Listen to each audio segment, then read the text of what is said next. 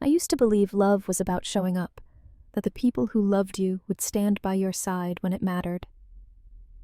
But on the day my mother called to tell me they'd chosen my sister's wedding over mine, I learned something new. Love in my family had terms and conditions.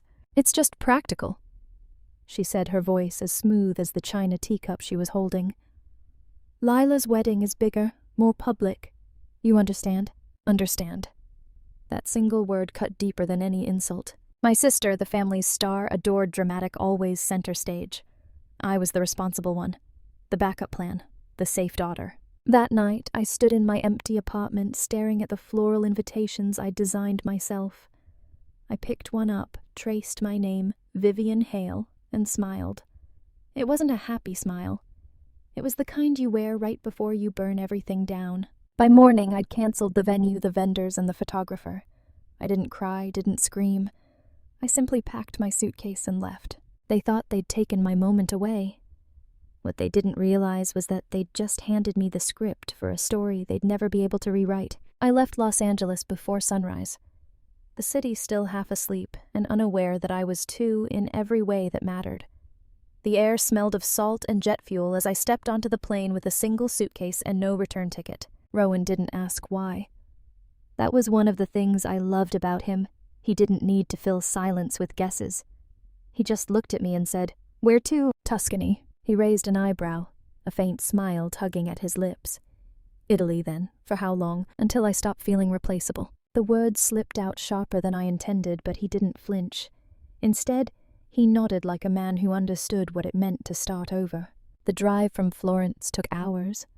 Winding roads, cypress trees, the kind of sunlight that made even ruin look holy. When the gates opened to reveal the villa, my breath caught. It was a cathedral of stone and silence, ivy climbing the walls, marble statues weathered by time. The kind of place that remembered everything and forgave nothing. Rowan turned to me. "It needs work," he said. "But so do we." That was the first time I laughed in weeks. Days blurred into a rhythm, dusting forgotten rooms, peeling away centuries of neglect, bringing life back piece by piece. Each stroke of paint, each polished tile became an act of defiance. While my family celebrated my sister's engagement parties, I was here carving my revenge into marble and sunlight. Sometimes late at night, I'd stand on the balcony and watch the moonlight spill across the hills, thinking of the woman I used to be. The one who asked for approval. The one who mistook silence for peace. That woman didn't make it to Tuscany. The villa became my obsession. I woke before dawn, trading sleep for the sound of hammering, chiseling, and the low hum of Italian workmen rebuilding history. Rowan said I didn't need to be involved, that he'd already hired a team, but I wanted my hands on every detail. Every marble slab, every carved column, every chandelier. I wasn't just restoring a home. I was creating a monument. The irony didn't escape me. My sister Lila was posting bridal countdowns online, soft focus photos, champagne toasts, and her perfect smile sponsored by brands. My mother appeared in every picture like a proud queen, her hand always resting on Lila's shoulder. I watched from afar, scrolling through her curated perfection, while holding a glass of Brunello surrounded by the quiet chaos of construction. My version of therapy smelled like dust and old stone. Rowan found me sketching a new arch design one afternoon. "You're treating this like an art piece," he said. "It is," I replied. "Art built from absence." He studied me for a moment, the kind of silence that carried understanding. "Then make it unforgettable." And I did. When the scaffolding finally came down, the villa glowed soft gold walls, arches that kissed the sky, a fountain that sang even in still air. It looked like something out of a Renaissance dream. Rowan stood beside me, his voice low. "Do you want to invite your family?" I traced my fingers along the marble railing, smooth and cold beneath my skin. "No," I said. "They'll find their way here anyway. People like them always do, but never for the right reasons." The wedding was set for early summer. I didn't send out invitations, but I sent something better, one photograph. Me standing beneath the restored arches in a silk gown that shimmered like moonlight. Caption, "Married where love needs no permission." I didn't tag anyone, but I knew exactly who would see it first. By the time the sun rose over the Tuscan hills, my wedding had already broken the internet. Villa Hale trended for 3 days straight. Fashion editors called it the most intimate luxury wedding of the decade. They marveled at the marble archways, the private orchestra, the vineyard view that looked too cinematic to be real. But no one knew the truth. It wasn't a celebration. It was a declaration. Rowan and I exchanged vows beneath an archway carved with Latin words he'd chosen himself, amor sine prezio, love without price.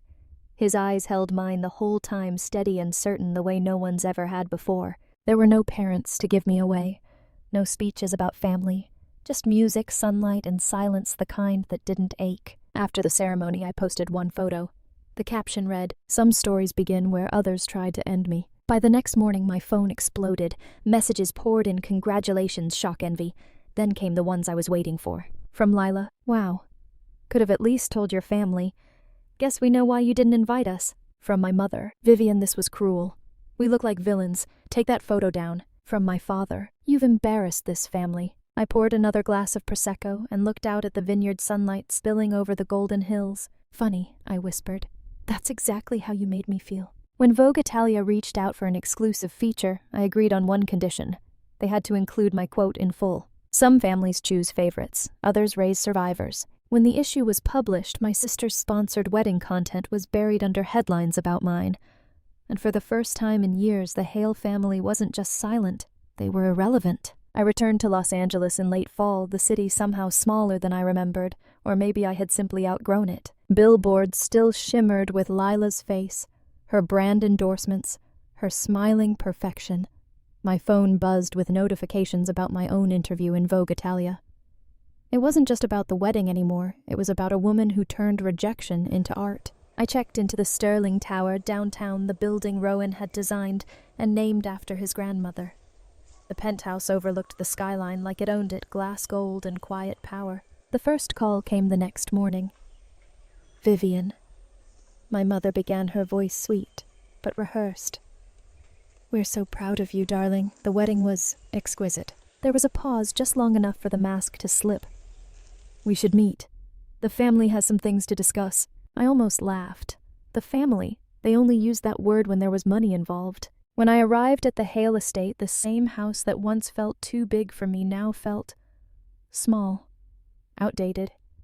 Lila was already there, perfectly styled as always, sipping her almond latte like she owned the room. My father cleared his throat. "Your success has brought attention to the family name. And with Rowan's fortune, well, we thought perhaps you could contribute to some family ventures. Help your sister's startup, maybe." I stared at him for a long moment. "You mean give her money?" "Not money," my mother said quickly. "Support. For the legacy." I smiled. Legacy, that's rich. Silence. I could have walked away then, but that wasn't my style. Revenge wasn't running. It was revealing. So I smoothed the silk sleeve of my blouse and said calmly, "Let's have dinner tomorrow night. My treat."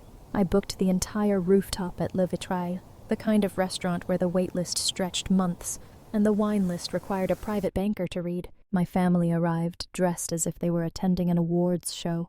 Mother in pearls, father in his old tailored suit, Lila dripping in gold like guilt disguised as fashion. "Vivian," my mother said as she air-kissed my cheek, "this place is divine." "It should be," I replied softly. "It cost me a few memories to reserve it." They laughed, not sure if it was a joke. I didn't clarify. We ordered. Small talk floated: Lila's new partnership deal, my father's upcoming investments, my mother's yoga retreat. It was all background noise.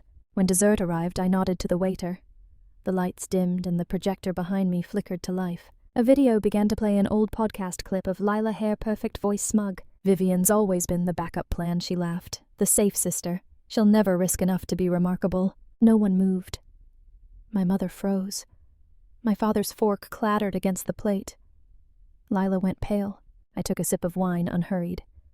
"You were right," I said. "I didn't risk enough. Until now." Lila stammered. "Viv, that was years ago. You're twisting." "I'm not twisting anything," I interrupted, my voice silk over steel. "I'm just showing you the reflection you built for me." The waiter returned, placing a sleek black envelope beside each of them. "A parting gift," I said. Inside, they found donation certificates, $2 million in total, to the Women's Empowerment Foundation. The note beneath read, "In honor of every daughter who was never chosen first." I stood, gathered my clutch, and smiled faintly. "You wanted legacy. Now you have one. Then I left them beneath the candlelight, their silence louder than applause. By morning, the headlines had done the rest for me. Heiress donates $2 million to empower discarded daughters. Vivian Hale Sterling turns family betrayal into legacy. I didn't post anything. I didn't need to. Silence in the right hands can be louder than confession. Leela's sponsors began pulling out within days, too much negative attention. My parents stopped answering calls from the press. For once, they were invisible. And I was exactly where I belonged, untouchable. When Rowan read the news, he simply said, "You did it beautifully." I looked at him across our marble kitchen island, morning light spilling through the glass. "Revenge shouldn't be messy," I said. "It should look like grace." He smiled.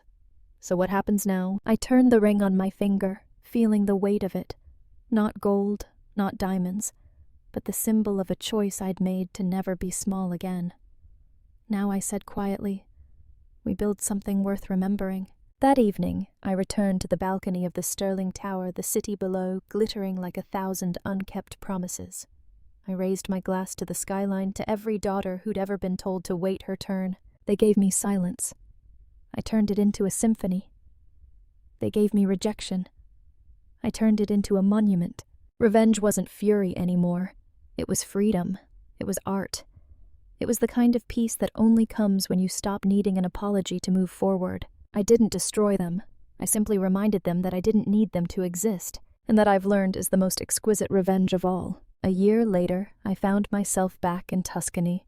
The villa stood the same ancient walls, golden light, the scent of lavender and stone after rain. Yet everything about it felt different. It wasn't just a place anymore. It was a memory carved into marble, a living reminder that silence when chosen can be louder than thunder. I walked through the main hall, fingertips grazing the cool stone walls. My heels clicked softly against the marble floor, echoing through the emptiness like a heartbeat that had finally found its rhythm. The world had moved on. Lila had rebranded, of course. She launched a wellness company for women, the kind of performative healing that sold well online. My parents retired from public life, slipping into obscurity with the same quiet arrogance they once wielded like armor. And me, I stayed here in the villa. They never stepped foot in the one that outshined every dream they ever had for me. Rowan found me on the balcony that overlooked the vineyard. The sun was rising, painting everything in a soft gold haze. He slipped his arm around my waist, pressing a kiss against my temple. "Do you ever miss them?" he asked quietly. I thought for a long time before answering. "I miss the idea of them," I said, "the version I thought existed. But not the people who proved me wrong." He nodded as if he already knew. "You did what most people only fantasize about, Vivian. You made them watch you rise without them." I smiled faintly. "Revenge isn't destruction, Rowan. It's creation. You don't burn their world down, you build something so magnificent they can't look away." We stood there in silence, the vineyard sprawling endlessly below us. The light touched everything. The stone, the vines, the edges of the fountain, and I realized it was touching me too, finally. I wasn't haunted anymore. I wasn't the forgotten daughter or the safe sister. I was something they couldn't define, not because I'd become more, but because I'd become whole. Later that evening, I opened a bottle of Brunello and poured 2 glasses. One for me, one for the woman I used to be. I raised the glass to the sunset and whispered, "You made it." Somewhere in the distance, church bells rang, slow, beautiful, unhurried.